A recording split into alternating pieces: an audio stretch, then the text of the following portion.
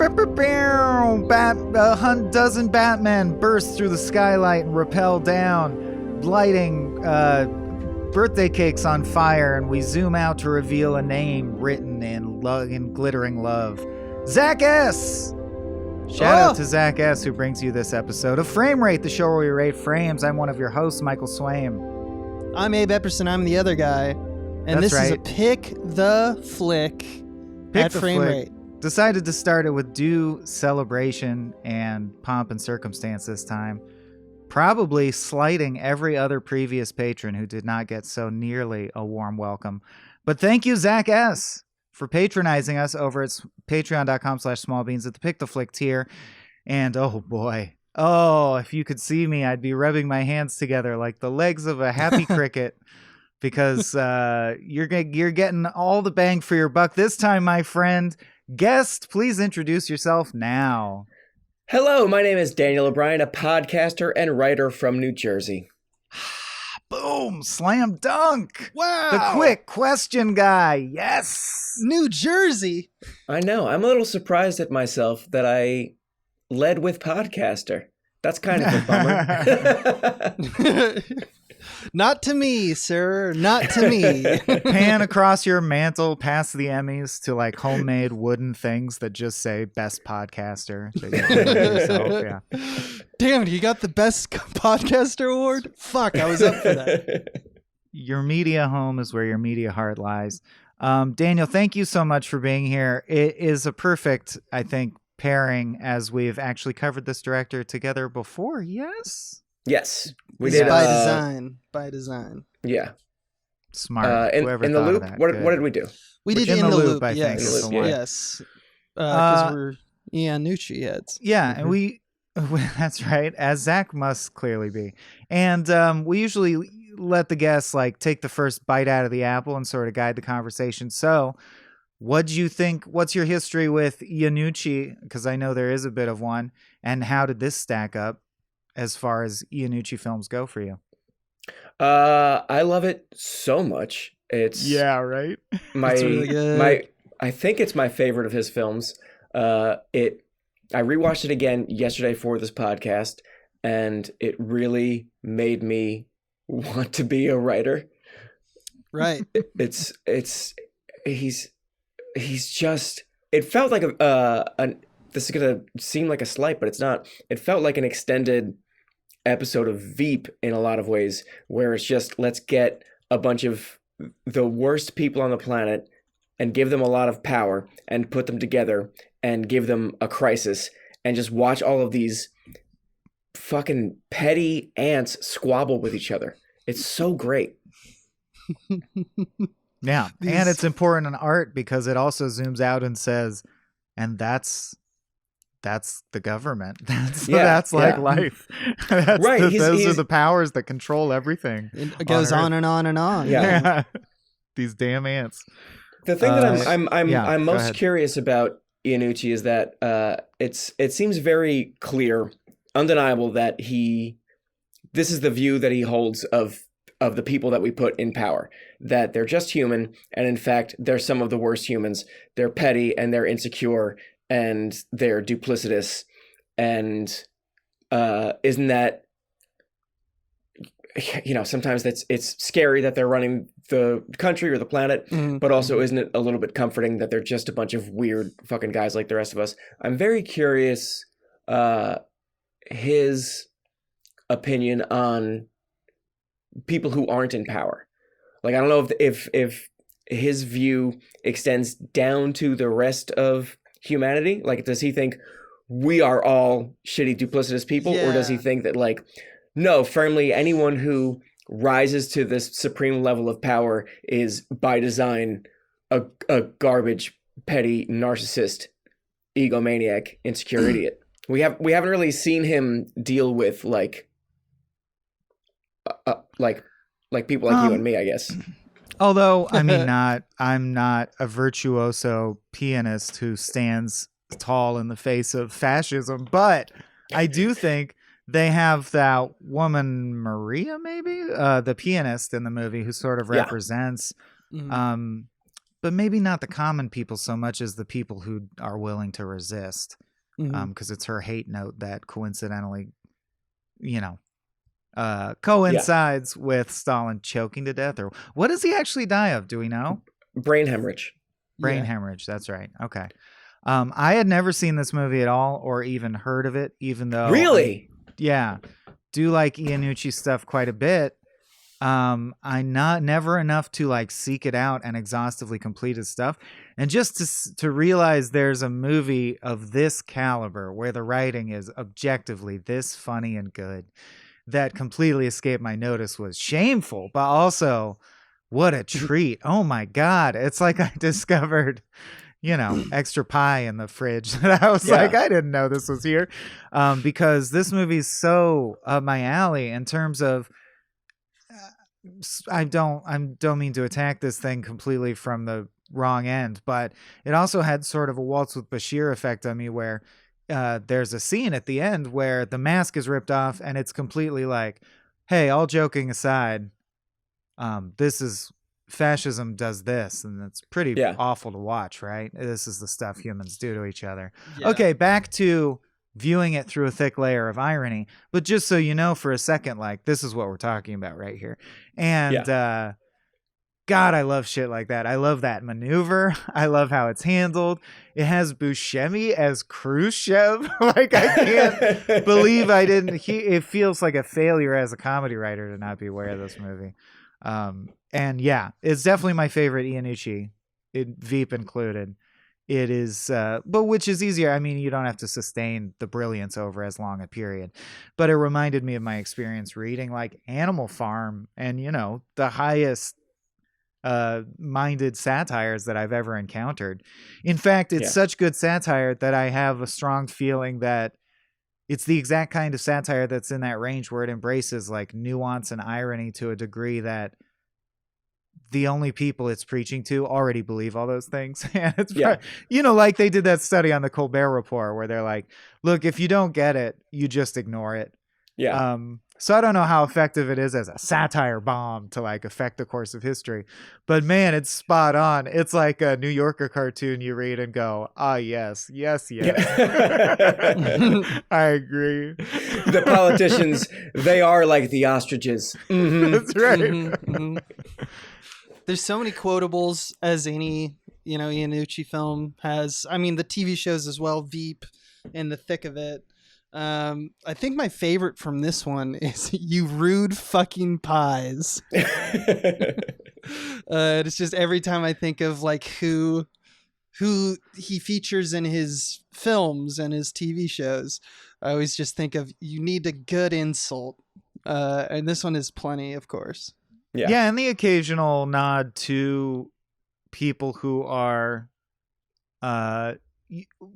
like people who are just passersby, or it's just that, hey, it's a living. So the guards outside Stalin's office, when I finally understood what I was in for, were the lines, should we investigate? Should you shut the fuck up before you get us both killed? I was like, man, I could see a whole series of college humor sketches about those guys, just those two guys set in this universe. Those same two guys who are still posted the next morning when the nurse or the housekeeper comes in, and then just like opening the door for her, knowing like, oh, phew, it's no longer our problem. Now she's the one. At one point, they literally ask, "Can we go?" And it's just like, no, you can't fucking go.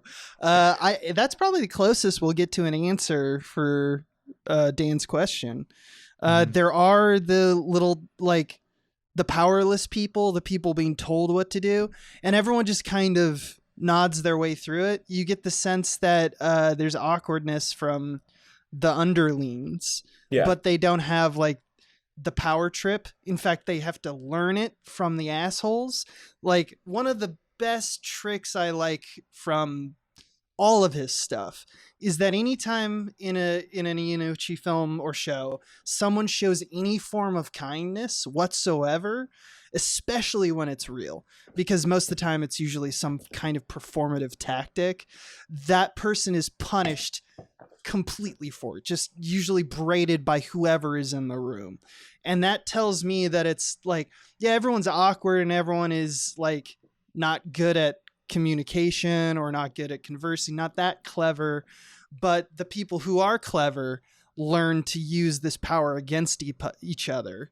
And that system causes people who would otherwise not be monsters to become monsters. It's kind of a cyclic. There's a cyclic aspect of it that I think we mentioned as well. Yeah.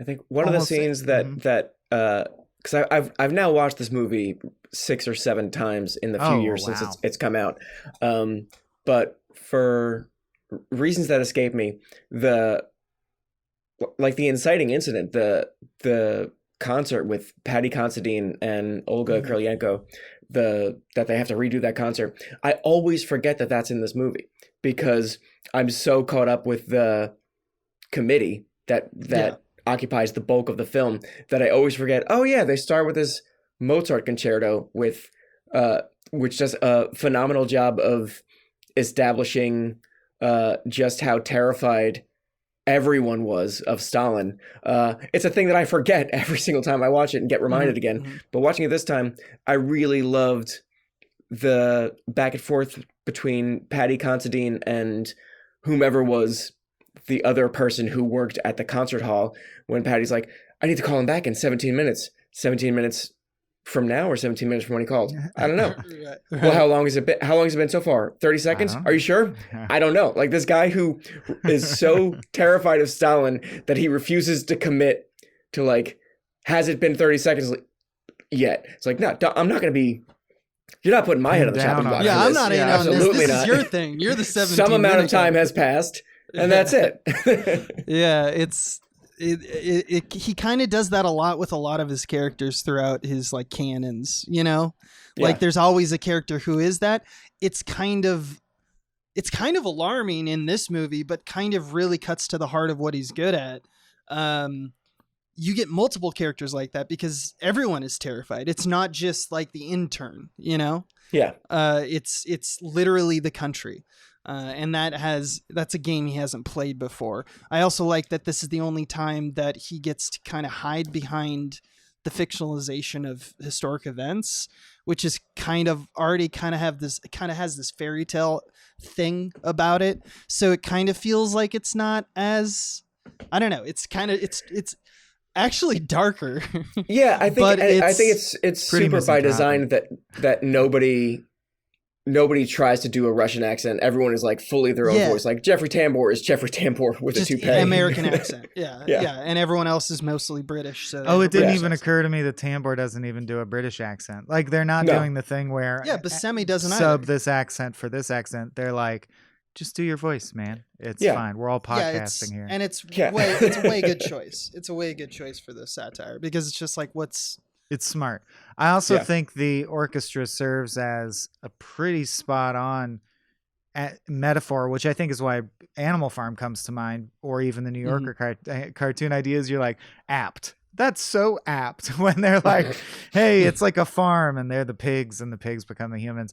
I got that same thing from the orchestra where it's like, I see. That's also what they're doing, right? The man who brought you this magic and made the music is gone, but we're going to try and keep it going anyway, or somehow scramble and recapture that and do it again. Let's do this thing that's impossible to orchestrate. We have to do it again. I can do it, says Beria. I can do it, says Khrushchev. And you'd like everyone just trying to make do with the pieces they have. And I really like that. I just love how that's like a continuing through line and yields some great jokes, like the gag where that's just sort of the Kafkaesque nature of bureaucracy gags, but they still work on me. Like realizing that they start by saying, we want to track down this girl that was in this photo of Stalin to be in a photo with me to legitimize my deal. And then they're like, well, here's a bunch of girls who auditioned to play that girl. And they're like, no, I wanted the real girl. And they're like, okay, here's the real girl. And they're like, she's too tall. Give me fake girl again. She's a fucking ostrich. Then they stand on a balcony and wave together. You can't even see the girl because the way the balcony is shaped. So it's all signifying nothing. Yeah. Yeah. I do get a bit tired of the constant calamity. Like sometimes when every situation you just already know it's going to dissolve into its basest parts, it becomes hard to look for any hope whatsoever, right? And I know I'm not supposed to assume anything would ever go right in these films, but I just like to. I think I like it best when there's like a curveball. You know what I mean? That's interesting because it's a wild thing to say, but I find myself so rooting for Khrushchev in this movie, and like when Beria loses, I'm like, yeah, the fucking good guys won. And then you see his burning body, and they're like, and he goes, "I'll bury you in history, you fuck." You're like, all right, calm down, Khrushchev. And they're just like, now we can finally wash our hands of this as the body's burning. One of Iannucci's unique gifts is sustaining a world that I'm actually still engaged in. So most fictional worlds, when a new character enters, I'm neutral on them, and I'm like, let's see what their deal is. I wonder. Iannucci actually gets to the point where a character I've never met before is coming into the story, and I go, all right, here comes this asshole. Yeah. Let's see what their fucking problem is. Yeah. And the only thing I can compare it to is Seinfeld. It reminds me like where there's no one redeemable, and there's also the same kind of eye to casual human foibles blended into it. Like, it's amazing to me that in this very arch satire about, power consolidation in the Soviet Union, it also has observations like, how you get drunk and you make notes and then the next day you read the notes and you're like, what the fuck is this? Yeah. They do that with Khrushchev, or when the daughter Svetlana, Stalin's daughter, is in the middle of despairing, all this on-point satire, like, this is, what's going to happen to me because my dad died, the power vacuum, etc., etc. Then she looks at a lamp that's on a chair and goes, "Oh, who would put a lamp on a chair?" And just keeps crying. Like, I love that there's these tiny things that are just like Arrested Development moments, like just jokes, just not political satire in the least, just a funny joke. One of my favorite ones of those is when the autopsy is happening in front of them, and it just immediately they're like, "Oh fuck off!" Yeah. They like hate it. And you can see his brain. Oh no! You can see incredibly strong skull though. Like they're still kissing his ass. They're kissing Stalin's ass from beyond the grave. That leads into one of my Vasily. It's easily my favorite scene in the movie. Yes. One of my favorite comedy scenes in my life, I guess. I'm trying to pin it to like the last 10 years, but no, it's like my entire life. Just him walking in here, screaming at all of those doctors. He's worried American doctors are trying to take his father's brain, leave him his brain at least, and then he's going to each doctor, "How old are you?" "I'm old." "You're not old. You're not even a person." To the other guy's like, "You're everything, a testicle." Just going through each doctor, roasting them, and then a device You're made mostly of hair. You're made mostly of hair. And then a device that if someone had submitted it to me cracked in a sketch as a pitch, I would have thrown it out as cliche and garbage, but here it works. He just takes out a gun and starts firing, and it's so fucking funny. I can't think of a funnier way for a person to walk into a room. He storms in, yells at everyone, takes out a gun. It's pure chaos, and I love it so much. It's also that his entrance line is, "Leave him alone, you're killing him," and his brain is out on the table. You'll kill him. He's just a fucking whirlwind. They've got a machine that's filling his brain with American lies. He also has the best shot in the movie, which is when he spits on himself. Tries to spit at someone, and the spit like flies up and lands perfectly on his hair, and then he looks up at it. It's, oh my God, it's magic. It's like, what? They use it. What's funny about that shot is I then watched the trailer afterward for the movie, and they use that shot as the money shot for the trailer. They're like, "Yeah, we could not have planned for this. Proud. This is pizza on the roof. This is like, we just got to use this shot in the trailer." I love God, there's so many what a cast, by the way. It's insane. Michael Palin is in this. That's what makes me, that was the most surprising thing about the fact that Michael hadn't seen this movie is the casting of Michael Palin, because I know you love Python. Oh yeah. And comedy nerds unite around Python, and Michael Palin is not someone who works a lot. You don't see him pop up in things. So I figured if he's in something, it's a big deal and it would land on your radar somewhere. But I guess if I had heard of this, it would have sucked me in, but I did not. So 2017. Okay. What was I doing? Well, getting laid off of crack. So I was distracted. The death of crack. It was to the point that I clicked on the link or whatever, started playing it thinking, I wonder what this will be about. And then a second in going, oh, literally the death of Stalin. Okay. All right. Yeah. Okay. I had no idea. I thought it might be some allegory or some buddy comedy with just a weird title, but I think I went into it knowing absolutely nothing. I don't remember the trailer, but I think I knew the cast, and I knew that they were using their modern native accents instead of trying to be Russian, and that fact alone was very interesting to me. It's like, oh, this will probably be fun and weird and silly and stupid. Right. And then I fell in love with it. Yeah. It's really freaking good. Yeah, but as far as go ahead. Well, I was going to change topic, so if you have any thoughts on just because you brought up casting, which took me to Michael Palin, but this Simon Russell Beale who played Beria. Beria? Beria. Beria, yeah.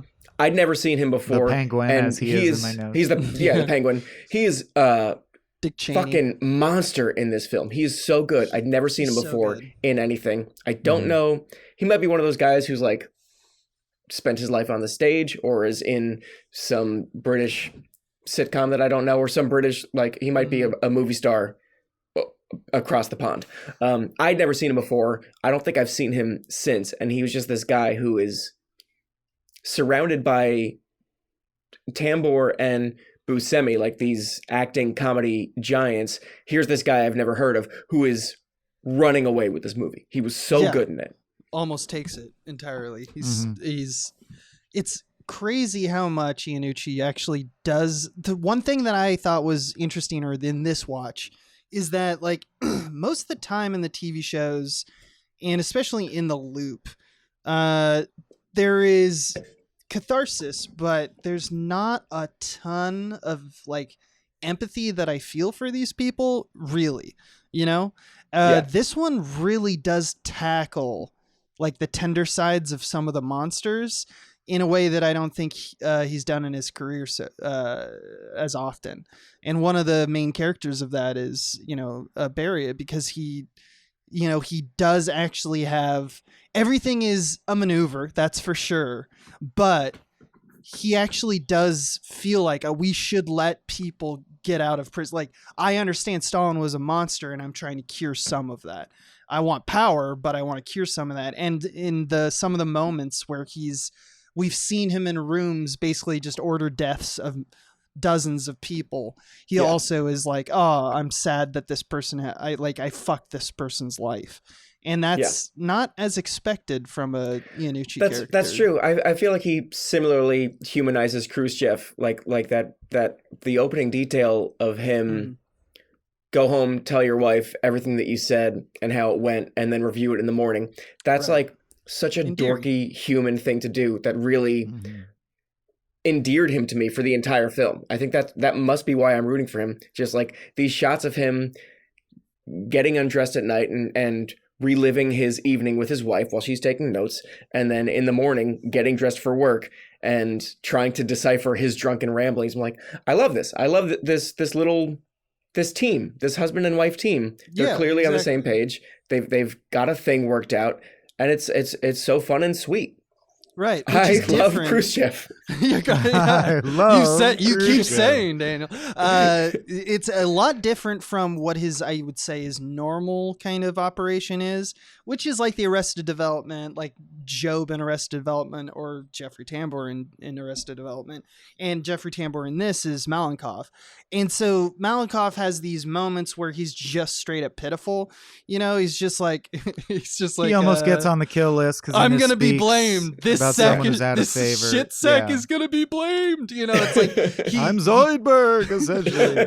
Oh, you know what my favorite one is? My favorite one is when he is agitated and talking to Khrushchev while it's in the scene after he's gotten his photo taken and they're like pacing down the hall, and there's just like someone comes in, just like a person with papers or whatever, and he's like, I will deal with whatever horseshit you have presently.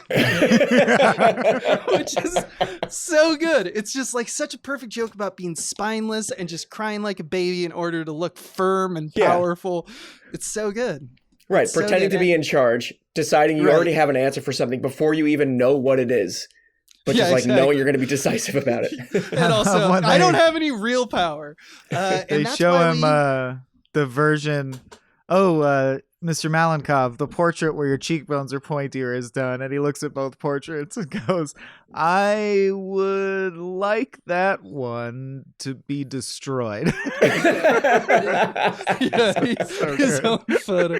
Yeah, it's very good. But I mean, like when we get back to the empathy thing, that's usually like the MO of these stories, these Iannucci tales, right? It's always, well, he's just so sad that in the end, by the end of the scene, he's essentially stripped naked and crying.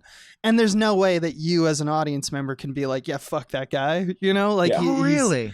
Oh, I mean, sometimes genuinely you can, feel but I feel like when I that's how watch an he builds. Iannucci thing, I come away with, oh yeah, I empathize with all the people off screen, the millions crushed under the weight of this system. Fuck all these people. I feel the for same way. sure. I feel like Iannucci picks a movie like this specifically because it's like, I don't need to create a single character for you to root for or to feel bad for. We agree that these are all monsters with too much power. Let's watch them be shitty for an hour and 46 minutes or whatever the runtime is. Yeah, but that's in the grand scope. I assume, Abe, you're talking about in tiny, intimate moments, who's carrying the empathy of the scene or whatever. Yeah, it's to me, it's more of like in the thick of it. I forget what is his name, Glenn. The one, not Glenn. That's true. There's no one Ollie. sympathetic character in that. Yeah, Ollie's like the guy that kind of forms us through it. I think. I can't recall what his name is actually. I'm looking at the Wikipedia and I just don't know. But like, it's the character that from the frame up, he's the first guy we see. He's kind of how we get into like the show and show off like, all right, this is the pace and this is the language of these, spinners. And he, over the course of the series, becomes just as terrifying and horrible and, duplicitous as the others. But he actually fundamentally, when he starts, they develop that kind of empathy just by us, just by shitting on him time and time and time again. And you actually feel it versus when, I don't know, someone like, it's like when two of the like bigger kind of more powerful personalities in the film or shows, like they actually can just laugh at each other and it's like it all falls off like water, so you don't get the sense of like, oh, anyone's being hurt here, this is just a horrible system to live in. It's funny how much that works in terms of human psychology, right? Because I know I love The Office unabashedly, even though it has a lot of dated stuff at this point, but the dated stuff, the way they get all their dated stuff by is this exact technique, which I find so just fascinating how effective it is, where you'll be like, well, sure, Michael Scott said all this racist, horrible shit, but look at him. He's sad. He hurt his feelings. Like, you can't you forgive him? Come on, he knows what he did. And it's crazy that you can stretch that too. I mean, sure, he disappeared a couple million people, but look at him, he's sad. Sad. You don't have to be a dick to him, to his face. There's still that it's his birthday level of it. Yeah. Exactly. Yeah, exactly. And I think it's, you use straightforward techniques when they work. So in this movie, we have, in case you're confused, because we're seeing a garden of monsters in full flower, Beria, we see rape someone like before the end game of the movie. So you're like, okay, that guy's got to get got. A straightforward but effective technique, right? Yeah. And I think very, very interesting take to have Beria at the end in his death throes go, you all do this shit too. You're rapists. You're the rapists. And you have to wonder, you're like, well, we haven't seen Michael Palin rape anyone over the course of this film, but I wouldn't be surprised, to find this out about all these people. Yeah. The committee presiding over Soviet Russia, a world where literally every single person we see on screen is terrified of them. Yeah, I bet they did some shit. Yeah. Mm-hmm. Mm-hmm. But yes, it's effective at making you be like, but Beria, at least at least Scar was fed to the hyenas. Right. You get this sense that for some reason he's the monster that would like break the camel's back. Like he's too much. We can tolerate these other monsters, which is part of the gag, like the ending, the epilogue role. It's like, Khrushchev became the head of the government, and then until this fucker took his place, I guess, and then the guy just like looks over his back. Eugene Levy looking motherfucker. And it's just a cyclic ending for this type of satire that really, really works. Yeah. Yeah, I wish I was smarter than I am. I'm 36 now. I'm reckoning that. Yeah, I'm probably not going to get much smarter. Hey, does anyone know the deal with Brezhnev? Like, what are the big bullet point takeaways of good guy, bad guy? How do you do for the country? I don't know shit about fuck. Following movie logic, I think he's bad. I think we're to assume he's bad. That it just goes and goes. Yeah. Yeah. But that's just trying to interpret movie vocabulary. Hey, I'd love if listeners wrote in with if you have a strong Leonid Brezhnev take. Brezhnev, give us your Brezhnev takes. Yeah. And not just the eyebrows, which I know is the first thing that That's people say. That's all I have to work with, people. One other casting thing that I loved that was a big takeaway for me for this movie is did everyone else just ignore that Jason Isaacs is a comedy fucking powerhouse? He's so good. Right. He's so fucking good. It's yes. He's been just sneering bad guy for his entire career, and then he shows up here, big dick comedy superstar, and like, do we not know how to point this? What are we doing? Why aren't we using him? Yeah, are we going to John Hamm this? Come on. Yeah. Yeah. I love that this is another type that Iannucci has, right? Like Peter Capaldi in Thick of It, James Gandolfini in The Loop. You just get these just unrepressed assholes. Just absolutely just let loose at all times with their assholeness.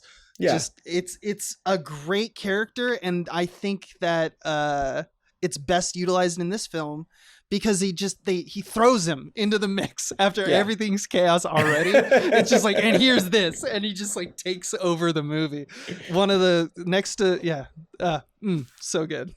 It is very fun to see his particular brand of assholishness, because for so long we're stuck with the committee that is so beholden to they're all sniveling manipulators, decorum and like following spineless procedures and protocol. And then you get this guy who's like, hey, what the fuck? My army's bored. I want to kill something. What are you guys doing? Yeah. Can I kill somebody? Yeah. And it's just like, oh, that guy actually will probably be in charge because he's already leading the room. It's so great. It's so great.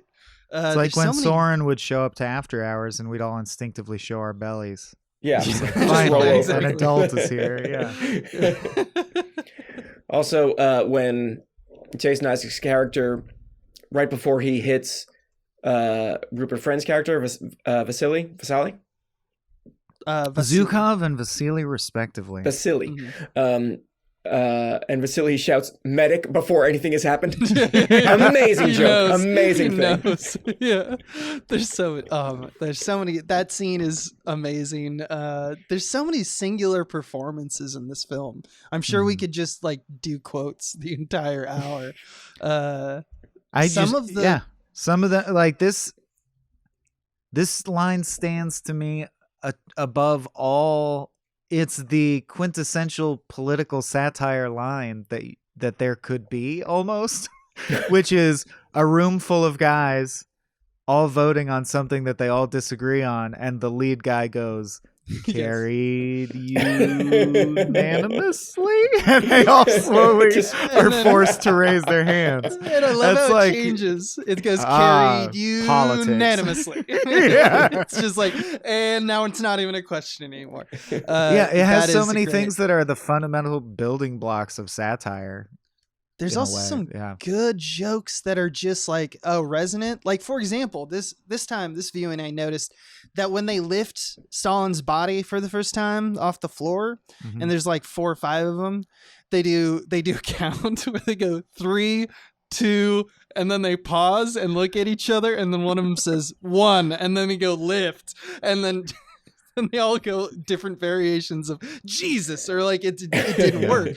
And I love that because, like you were pointing out with the orchestra, but it's no one will lead and no one will follow. It's like it's such a good joke that's wrapped up on like exactly what is the subtext of all of their like where their characters are going. So it's just I and love yet that stuff. they use the very fact that's their main defense for doing things that are morally dubious, right? Yeah. Is my hands are tied by the strictures. Well, we all agreed. The committee says this is the system.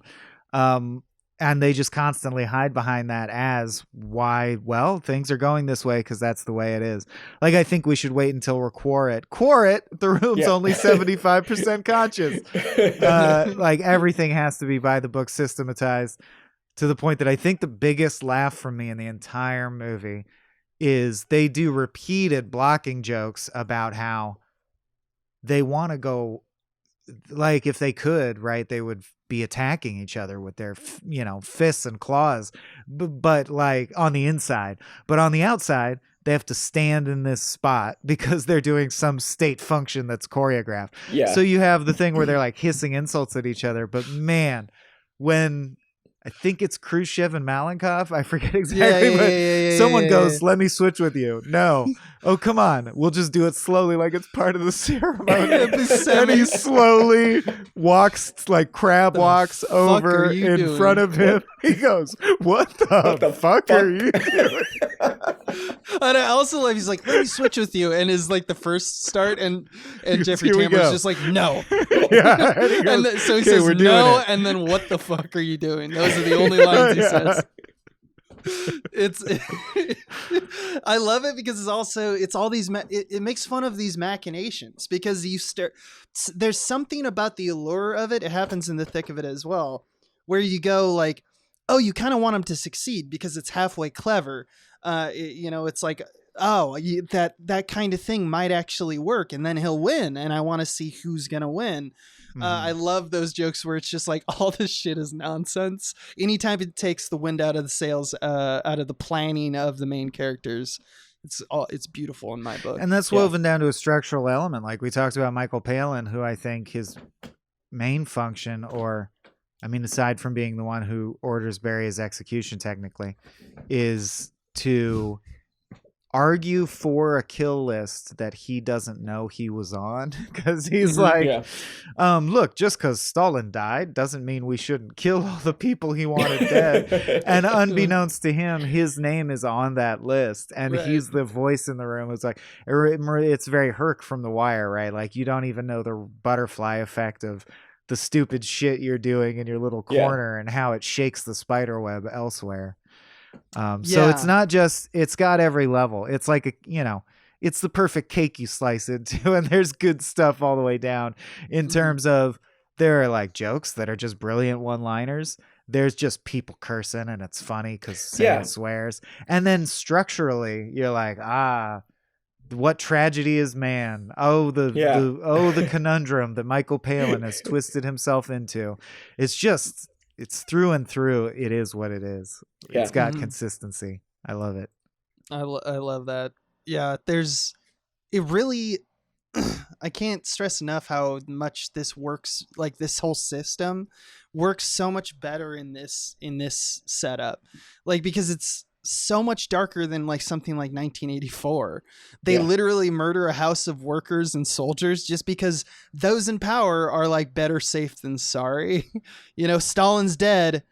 I don't want any other information. There is no other information. Khrushchev causes a riot that kills thousands. 1,500 petty people, to just for like to piss off the other guy, or just for petty reasons. To make him show his ass, but Yeah. it works, but it's like, at what cost? And he doesn't seem to care. And you get that again at the end when he talks to his Stalin's daughter, and he's just like, "You'll be safe, but listen, here's the fucking deal." And she responds with one of the most cutting things that you could have said to him, which is, "I never thought it would be you." You know, Yeah. Does that because you are imply so she's going to be unassuming. killed or just sent away? No, I think it's I just think you're she's going to just listen. sidelined. Yeah. Yeah. But I just love her response there, because it's just like, it's exactly the kind of thing that would get under the nails of Khrushchev. You know, just, you were not the one in the room who I thought was actually going to make the ploy. You know, Yeah. you were nothing. I thought little of you. And he's like, "No, I'm a big man," you know, and that's his whole point. Yeah. Good stuff. Yeah. I also like Khrushchev. Who the fuck in their right mind would want everlasting life? Right. Yeah. The endless conversation. Yeah. Yeah. Then if it all goes wrong, we blame Lady Suck. Then we shoot her. Good. Yeah. See, we're better as a committee. We're better as a committee. we're solving problems now. It's working. Yeah, in the same vein about the spinelessness too. Talking about Polina after she's gotten out of jail with Beria. Khrushchev is like, "She was a parasite. She betrayed all of us. And in fact," she walks in, "the evidence was flimsy." Yeah. Just on a dime. Doesn't even Yeah. No beat change. That was one of the most political cartoon moments of it for me, in a way that still worked, but it's very like, I'm talking about my boss behind his back, and then I turn around and there's my boss, and I pivot on a dime, like a very old, very effective comedy technique that no matter how many times I've seen it, still worked in this movie. Everything worked in this movie. All of it. It's clever. It's clowny. It's perfect. Yeah, it's one of the best comedies in the last 5-6 years. So yeah.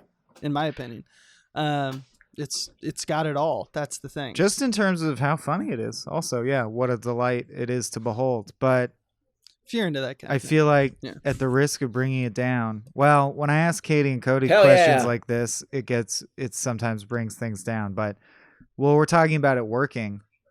And Daniel, you're right for last week tonight, which I think, aside from also just trying to be very funny.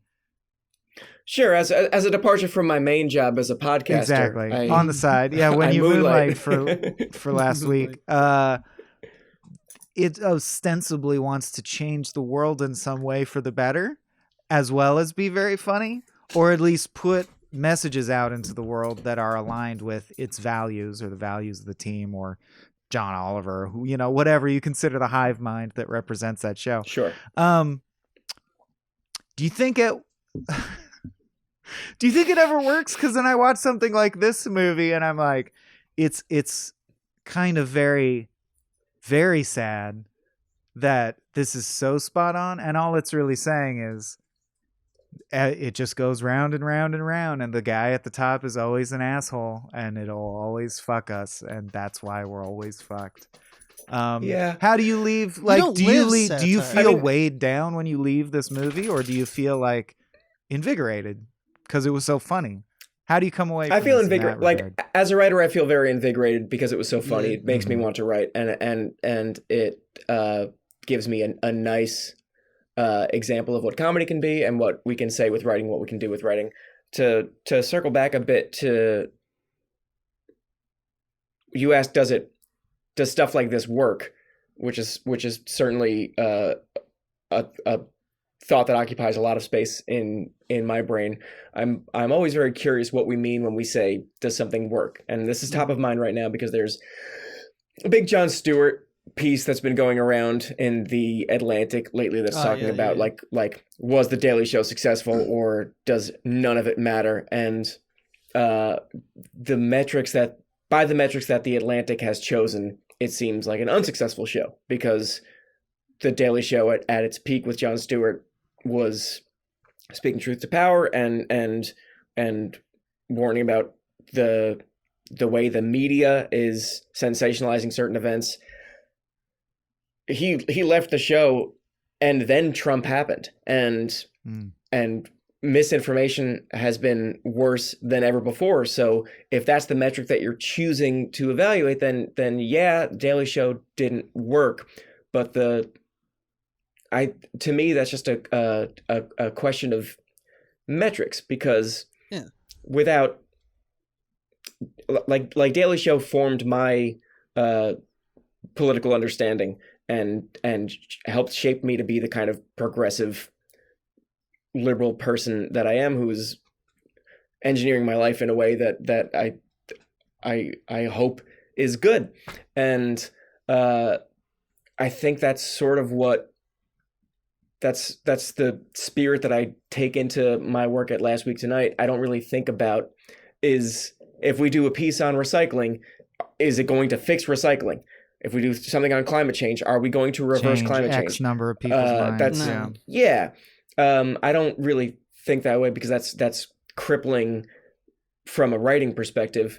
But I do think if we can wake a few people up and change some minds and shape some minds, and I think on that score, Death of Stalin can do the same thing. There are people who are going to watch this movie and be different afterwards, and that's like a corny cliche thing to say, like, if you could change one mind, then that's a big deal.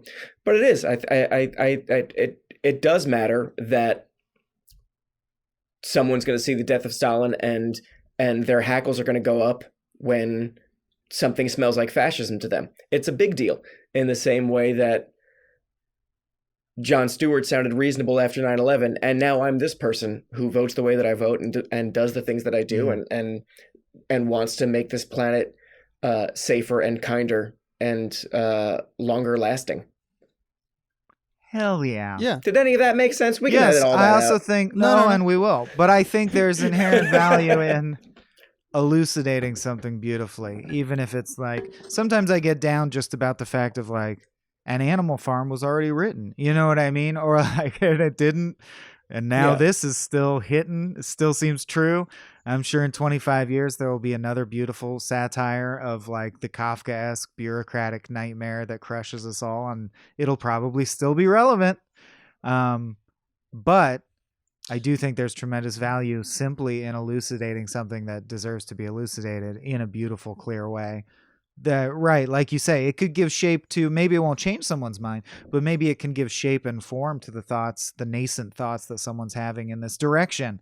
You know, a young person especially can be like, oh, this is what I believe, but this is a touchstone for me that I can rely upon now to know what I believe. Good answer. Good show. Yeah, I think it's a good answer. Good writer. If good podcast. If it does happen, to me, that's an additional effect. You can't aim for it because you can control minds. I mean, stories are the closest thing we can really do to it. Yeah. But like, I've no kind of delusions that we do this job mainly for ourselves. And that answer is a good answer, but it's also an answer that makes us feel very good about that answer. You know what I mean? Not that I'm not putting that evil on you. I do think that you can actually believe it. And I don't think that that's like drinking some form of Kool-Aid or some shit. I believe it myself. But I think, you know, as long as we're walking into this every room knowing that we are and always have been a bunch of fucking clowns, I think that that's the right impetus to go forward with that momentum, you know, to say like, oh, and we also said a thing. Haha, it's so stupid. Why did we say that thing? It should be our politicians. It should be someone else. But like, if no one's saying it, then yeah, I guess comedians do become a little bit more important. But that's just like saying high tide raises all ships. Everyone is now more important because no one's saying the nonsense. Or that Aaron Sorkin can write a speech that will reverse historical forces, right? Which is asking a lot. Yeah. Order. That ending is so good. Dismantle this system, sir. Yeah. But yeah, no, I think. And then they do that's right. That post credits, the epilogues and text. It's great. It's like, and Jeremy Strong got hit by a bus. Good night, everybody. It's just like, what the fuck was any of this? It's just like none of this matters. It can be nonsense, and it should be laughed at for being nonsense, because that's what it is. And I don't know. I think I think your answer's good. I also like my answer. Yeah. Oh yeah, love. And I my also own think answer. even even making nonsense is itself political, and it's also itself like connection. You know, like even Right. like That's when- true. it's I don't agree with a sort of false dichotomy of like we're just being clowns, as if that's not itself like a statement of purpose and Right. an attempt to reach out to other people who are also clowns to connect and form community. You're not just Yeah, for being sure. clown. You are clown. Damn it. Yeah. Yeah. Yeah. You are clown. You are clown. God, just a bunch of jokers. Us three, huh? Mhm. Dang. Which so if all three of us are jokers, which is which God. Joker, Abe? Oh God. Well, I think Michael has to be 100% Jared Leto. No. No. Yeah. He just gives me the vibes, man. He just gives me Cherry, the vibes. cherry, donkey. I guess- No. I guess I put you, Dan, as Heath Ledger, just because Sure. I think you're a little bit more sincere than the rest of us, Oh, and that I thank guess you. leaves me the crown jewel. Yeah, of the Barry bunch. Keoghan, or what? Isn't that his name? The new one? Guy who had one scene in the Batman. That's you, Abe. That's you all over. Yeah. Yeah, that's me. That's me. Because I'm Jack, baby. Yeah, I didn't even include Jack. I could have included Jack. I didn't. I really don't know thought why. I thought you were being sincere in the beginning, and I thought you were going to give Michael Caesar Romero, because I thought that was an Yeah, apt choice. that would But be good. the He is the kinda Jared bad. Leto man, oof. Oof. Now that I Ooh, hear boy. it is perfect. I just like to dunk on my co-host whenever I can to remind him that who's actually in power. Ably done, Yes. sir. Meanwhile, I'm Thank going you. to ally myself with your unborn child and No! ultimately have you burned to death outside the. The machinations, Gulag, they're yeah. too deep. I'll find myself lit on fire by the end of this podcast. I will bury you in history, you fat fucker. yeah, keep it Um, coming. Oh yeah, that reminds me of one of my favorite lines is also, Jesus, it's the bishops. I thought we banned those freaks. Just the absolute disdain Michael Palin has for bishops in this And those movie. freaks. It's just a good running joke, just a solid running joke. He just hates them absolutely without abandon. But if you do nothing else, watch Vasily rushing in to the brain surgery room, Oh my Holy god! shooting Yeah, everyone. the entire scene is available on Yeah, YouTube. If you don't want Oh, to is stream it? on, yeah. Oh, I'm But do watching yourselves that a favor, right watch after the whole this. movie. It is a treat. And speaking of treats, I think we're done with this one. I Does think Oh, that yeah. feel right? I kind of The- we kind of the- fluffed it. Yeah. The treat is we don't have to do a podcast anymore. Is that when you say speaking of treats, we're done? No. This was a little treat for Zac S, and it's the best kind of treat because it can be it's divisible without diminishing itself, which means the listeners can Ooh. enjoy it. Zach, we hope you That's enjoyed true. it. I know I always enjoy an excuse to talk to my friend Daniel, so thank you for being Absolutely. here, sir. And where, I guess, rather, which can people find your stuff elsewhere? It's the HBO Max streaming app. There you go. That purple square. Yeah. You know the one. Fucking That nailed thing, it. yeah. Mr. HBO. He owns Yeah. HBO. Don't forget Quick Uh, Question. Look it up wherever you find Quick Question the podcasts. podcast. Yeah. Check out Quick Woo. Question the podcast. We're having a lot of fun doing it, and we're cooking up some cool ideas for some future episodes. Mm-mm-mm. Oh, interesting. I'm late in saying I this guess- because I think it's been a while since we've spoken, but great new theme, man. That new theme Oh. song's really great. Our theme song by the fabulous band Me Rex. You can Me you can Rex. find them on Bandcamp. They've got a new album out called Plesiosaur, I want to say, and they're just fantastic. Plesiosaur. On theme. I like it.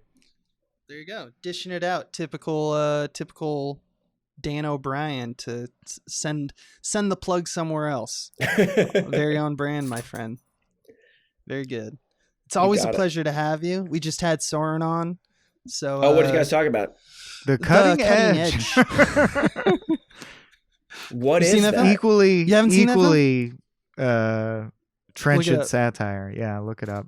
Is it It's, about skating? It's about figure Yeah, skating. it's a Yeah, that's skating- right. A hockey player and a figure Fall in skater love. fall in very love. Soren. Classic odd couple. Man. Classic romantic sports comedy. One of these days, I'm really looking forward to it. Eventually, Soren is going to see a movie that came out within the last 10 years. And I can't wait for that moment. Mm-hmm. Doesn't sound like it was cutting edge. No, definitely. No, it definitely wasn't. Late 80s, early 90s. One of vibe. these days, though, I have beef with Soren, and you can tell him. I didn't Oh, have hell the I didn't have the spine guts to to tell bring him it up. myself. Apparently, yeah. No. Sure. There's one guy. There's one guy who loves the saint, and it's this guy. It's Abraham Epperson. Yeah, and he's probably Oh. and you tell him that, and I bet his response will be, "I haven't thought about the saint forever." I don't think it. I don't. And you think come about back you at and all. you confirm that, so that Abe can claim the win. Yeah. I will, so I yes. can finally put this to bed. I'm the saint guy. I Got like it. the saint.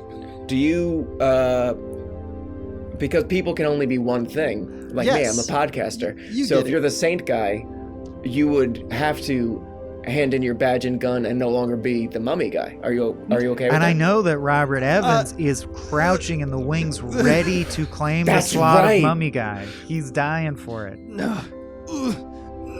No. No, I'll never give it up.